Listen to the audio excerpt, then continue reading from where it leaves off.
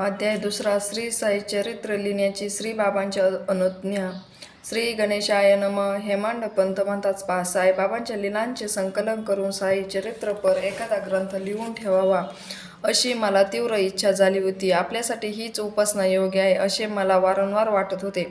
पुढे ज्या भक्तांना बाबांचे दर्शन होणार नाही त्यांना त्यांचे पुण्य पावन महात्मा तरी श्रवण करायला मिळावे हा मुख्य हेतू होता. हे चरित्र वाचून समाधान वाटावे आणि अंतःकरण भक्ती प्रेमाने भरून जावे असे लेखन करायचे होते. वयाची साठी होत आलेली आहे, देह अशक्त झाला आहे, तरी साईबाबांची सेवा म्हणून काहीतरी केले पाहिजे असे सतत वाटत होते. हे कार्य माझ्याकडून होईल की नाही याबद्दल मन साशंक होते.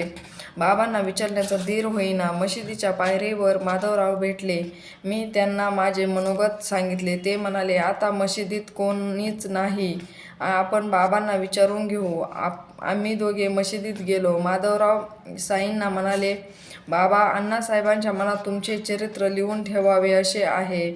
तुम्ही अनुमती दिली तर बरे होईल. बाबा म्हणाले, श्याम्या, मी भिकारी आहे, दारोदार भिक्षा मागतो, ओली कोरडी भाकर खातो, माझ्या कथा कशासाठी लिहून ठेवायच्या? माधवराव म्हणाले, बाबा, असं का म्हणता? तुमच्यासारख्या हिऱ्याला चांगले कोंदण नको का? हे लोकोपकाराचे कार्य आहे. तुम्ही कृपा केली तर अण्णासाहेबांचे लेखन निर्विघ्न पूर्ण होईल. श्री बाबांनी माझ्याकडे पाहिले, त्यांनी माझे मनोगत जाणले, त्यांच्या कृपेला पाझर फुटला. दुसऱ्या क्षणी त्यांच्या मुखातून आशीर्वादपर वचन प्रगटले, तुझे मनोरथ नक्की पूर्ण होतील. ते ऐकून माझे अधीर मन एकदम शांत झाले. मी कृतज्ञतेने त्यांच्या चरणी मस्तक ठेवले. त्यांनी आपला वरद हस्त माझ्या मस्तकी ठेवला, मला उदी प्रसाद दिला. ते माधवरावांना म्हणाले, श्याम्या, तुम्ही माझ्या कथांचा संग्रह करा, त्यांची दप्तरी नोंद ठेवा. हेमंत पंताला माझे पूर्ण साह्य राहील. तो केवळ निमित्त आहे. माझे चरित्र मीच लिहिणार आहे. माझ्या भक्तांची इच्छा मीच पुरविणार आहे. त्याने विद्वत्तेचा अहंकार माझ्या चरणी विसर्जित करावा.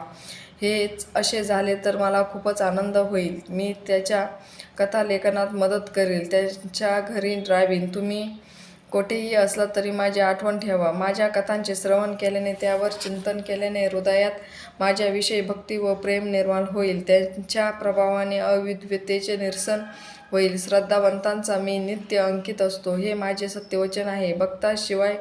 भक्तीशिवाय माझी प्राप्ती होतच नाही. या कथांचे श्रवण पठण केल्यास निष्ठा दृढ होईल, भक्ती वृद्धिंगत होईल, भक्तांना सौख्य प्राप्त होईल, त्यांना निज स्वरूपाचे ज्ञान होईल. यापेक्षा मी अधिक काय सांगू? श्रोते हो, श्री बाबांच्या श्री साई चरित्र या ग्रंथाचे प्रत्येक अध्यायाच्या शेवटी भक्त हेमांड पंत विरचित हे वाचून आपल्याला हे पंत कोण असे वाटणे स्वाभाविक आहे. येथे थोडे विषयांतर होत असले तरी त्याचा खुलासा करणे योग्य होईल. मी पूर्वी खूप खट्याळ व नाट्याळ होतो. विद्वत्तेच्या मोठ्यापणामुळे मी वादविवाद करायचो. सद्गुरू महिमा काय असतो हे मला माहीतच नव्हते. काकासाहेब हरी सीताराम दीक्षित व नानासाहेब नारायण गोविंद चांदोरकर यांच्याशी ऋणानुबंध नसता तरी मी शिर्डीत गेलोच नसतो. एकदा काकासाहेब दीक्षितांच्या आग्रहावरून मी शिर्डीत जाण्याचे ठरविले, पण ऐनवेळी मन फिरले. माझा एक परम मित्र लोणावळ्याला सहपरिवार राहत असे. तो गुरु अनुग्रहित होता. त्याचा एकुलता एक मुलगा तापाने आजारी पडला. उपचारांनी गुण येईना, तेव्हा तो मित्र आपल्या गुरुला घेऊन आला. मुलगा दगावलाच. हे दुःख वृत्त करताच मी उद्विग्न झालो. हीच काय गुरुची उपयुक्तता? त्याला माझ्या मित्राच्या एकुलत्या एका पुत्रालाही जिवंत ठेवता आले नाही. अशा अनेक प्रश्नांनी मन संभ्रमित झाले. जे प्रारब्धात आहे तेच होणार असेल तर गुरुच्या मागे कशाला धावायचे? असा विचार करून मी शिर्डीत जाण्यास रहित केले. पुढे असे घडले. नानासाहेब चांदोरकर प्रांताधिकारी होते. ते वसईला जाण्यासाठी ठाण्याहून दादरला आले. वसईची गाडी येण्यास तासभर अवकाश होता, म्हणून ते वांद्र्याला माझ्या घरी आले. ते मला श्रीबाबांच्या कथा सांगू लागले. नंतर मला म्हणाले, शिर्डीला येण्यास आळस का करता? साईबाबांचे दर्शन कधी घेणार? नानासाहेबांची आतुरता मला कळत होती, पण मन वळत नव्हते. मी त्यांना प्रांजळपणे माझे विचार सांगितले. त्यावर नानांनी केलेला बोध आणि मला शिर्डीला नेण्याविषयी त्यांची कळवळ जाणून मला तेथे जाण्याचा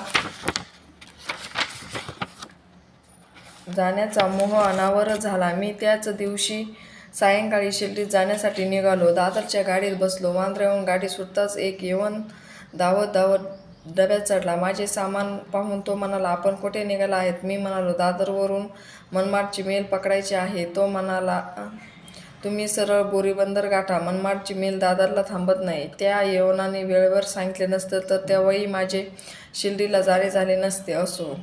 दुसऱ्या दिवशी सकाळी मी शिर्डीत पोचलो. काका दीक्षित माझी वाटच पाहत होते. ही घटना 1910 साली घडली.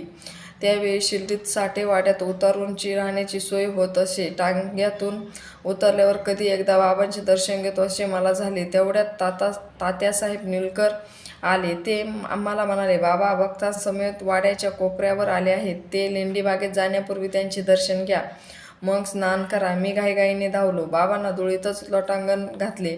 त्यांच्या दर्शनाने मी सुखावलो. त्या पहिल्याच दिवशी साठेवाड्यात बाळासाहेब भाट्यांशी माझा वाद झाला. दैव मोठे की कर्तृत्व हा वादाचा मुद्दा होता. दैवावर भार टाकू नये असे माझे म्हणणे होते, तर देवापुढे कोणाचे काही चालत नाही असे भाट्यांचे मत होते. त्याच अनुषंगाने गुरु कशासाठी करायचा असे परकड मत मी व्यक्त केले. या वादातून काहीच निष्पन्न झाले नाही. चित्त उद्विग्न झाले एवढे खरे.